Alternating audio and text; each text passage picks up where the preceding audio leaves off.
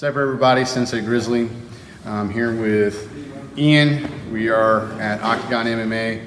Question was sent in, someone asking about the technical differences between three different throws: koshi, guruma, goshi, and goshi. Now, all of those throws are in the koshi-waza family because the hip is the primary mechanism for the throw.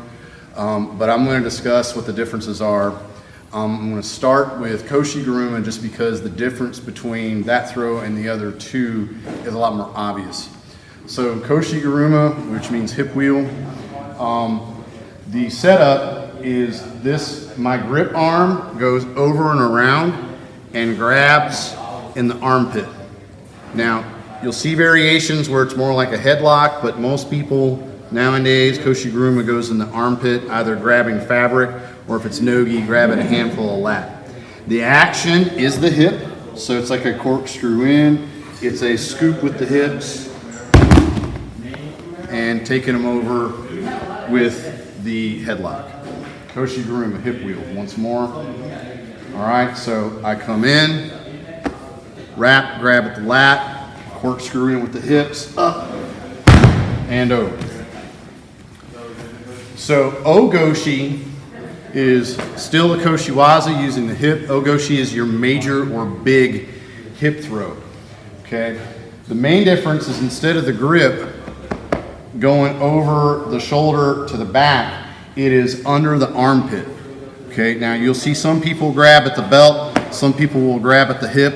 Okay. Some people will even angle up and grab at the collar. But traditionally speaking, especially when you see it like a Naginokata, okay, it's going to be here at the hip. All right, my entire hip comes across, okay, with the corkscrew. I'm up, I'm over, and he's down.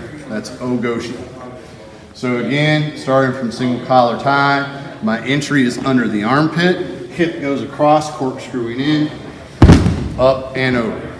Okay, so major or big hip throw, because you see my entire backside goes across his belt line just under the obi.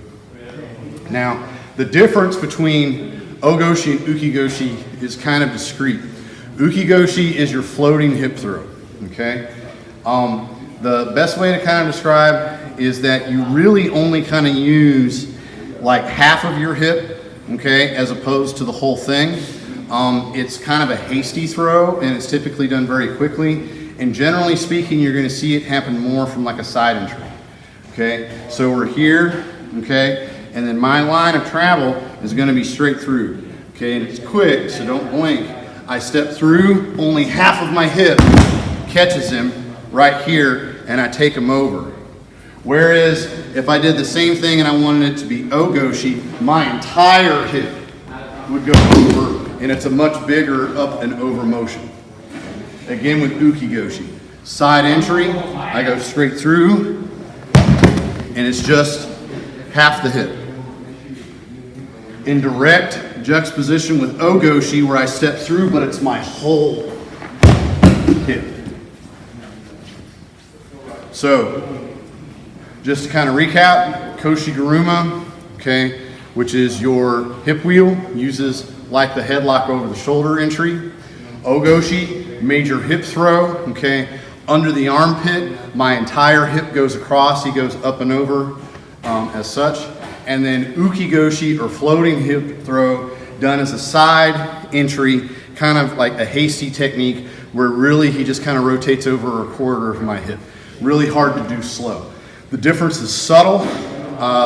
It's really a subject for people that like to get really deep in the weeds with the traditional judo terminology, but there it is. So I'm Sensei Grizzly. This is Ian, aka Alan, aka Ian.